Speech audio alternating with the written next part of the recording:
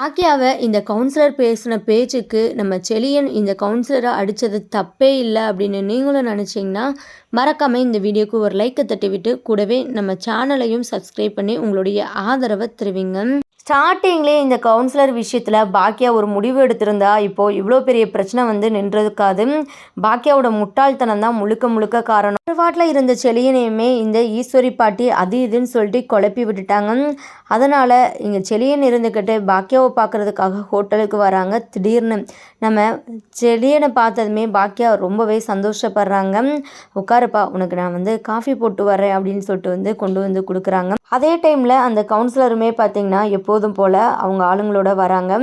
இதை பார்த்தா பாக்கியாவுக்கு ஷாக்காக இருக்குது.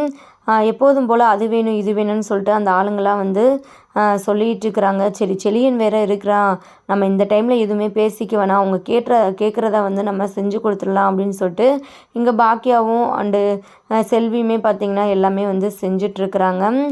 இங்கே பாக்கியா இப்படிலாம் கஷ்டப்படுறத பார்த்துட்டு செலியன் இருந்துக்கிட்டு, ஏமா இதெல்லாம் தேவையா, நீ பேசாமல் வீட்டிலையே இருக்கலாம்ல அப்படின்னு வந்து சொல்கிறாங்க. பாக்கியா செலியனை சமாதானப்படுத்திட்டு அந்த வந்தவங்களை கவனிச்சிட்ருக்குறாங்க. இங்கே பாக்கியாவை ஒரு மாதிரி ரொம்பவே தப்பாக கேவலமாக வந்து இந்த கவுன்சிலர் தன்னோட ஆளுங்க கிட்ட வந்து பேசிகிட்டு இருக்கிறாங்க.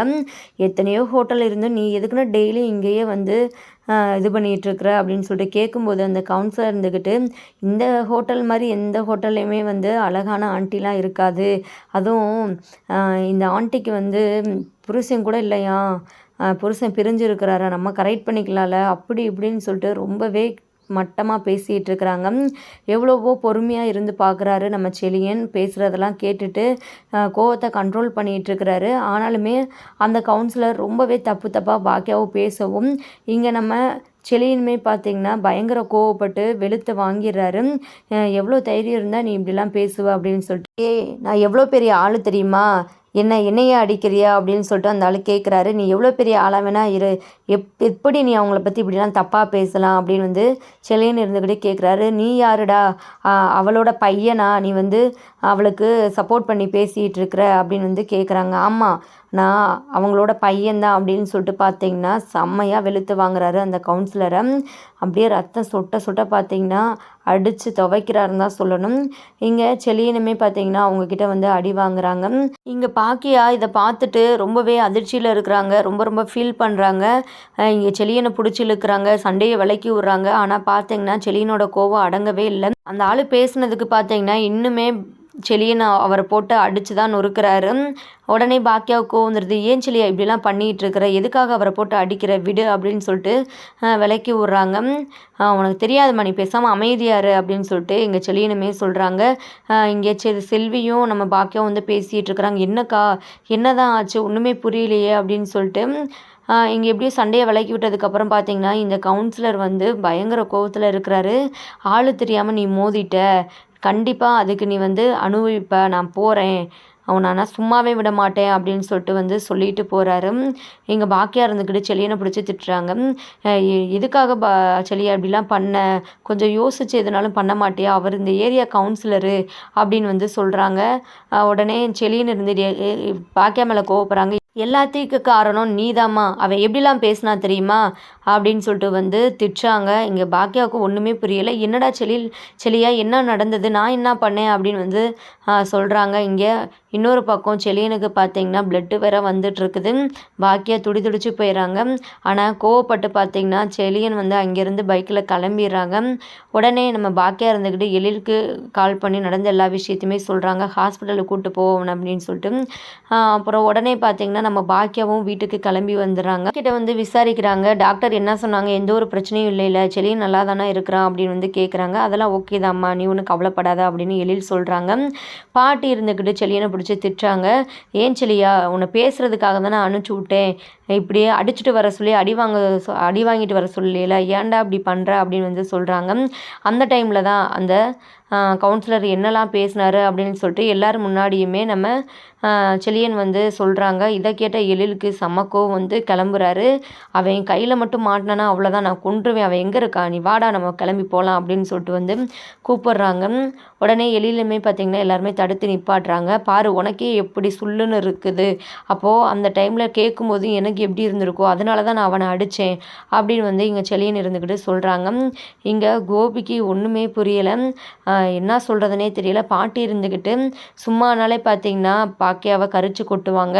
இப்போ இது எல்லாத்துக்கும் காரணம் பாக்கியா தான், முழுக்க முழுக்க பாக்கியாவுக்காக தான் இப்போது செலியன் வந்து அடி வாங்கிட்டு உட்காந்துருக்கிறான், தேவையில்லாத பிரச்சனைலாம் மாட்டிகிட்டு இருக்கிறான் அப்படின்னு சொல்லிட்டு பிடிச்சி திட்டுறாங்க. பாக்கியா, இங்கே பாரு, சொல்கிறது எதையுமே கேட்க மாட்டியா, இப்போ பாரு உன்னால தான் இப்போ இவ்வளோ பிரச்சனை, பேசாமல் அந்த கடையை நீ ஒழுங்காக மூடிடு, உன்னால் வீட்டுக்கு எந்த பிரச்சனையும் வந்தால் நான் அமைதியாகவே இருக்க மாட்டேன், இதெல்லாம் பார்த்துக்கிட்டு இனிமேல் நீ அந்த கடையை நடத்தவே கூடாது அப்படின்னு வந்து சொல்கிறாங்க. இங்கே பாக்கியா இருந்துக்கிட்டு பார்த்தீங்கன்னா எப்போதும் போல் அதெல்லாம் என்னால் பண்ண முடியாதுங்க அத்தை அப்படின்னு வந்து சொல்கிறாங்க. நெக்ஸ்ட்டு ஜெனி இருந்துக்கிட்டு எனக்கு அன்னைக்கே வந்து சுத்தமாக பிடிக்கல அந்த கடையை பார்க்கும்போது, அந்த கடையை நீங்கள் நடத்துறதுக்கு நடத்தாமையே இருக்கலாம், இப்போ பாருங்கள் தேவையில்லாமல் செலியன் வந்து இப்போ கஷ்டப்படுறான் அப்படின்னு வந்து ஜெனி கூட வந்து பேசுகிறாங்க. ஆனால் யார் என்ன பேசினாலுமே பரவாயில்ல அப்படின்னு சொல்லிட்டு எப்போதும் போல் பாக்கியா வந்து ஹோட்டலை ஓப்பன் பண்ணலான்னு சொல்லிட்டு கடைக்கு போகிறாங்க. அங்கே கடையோட ஓனர் வந்து நிற்கிறாரு.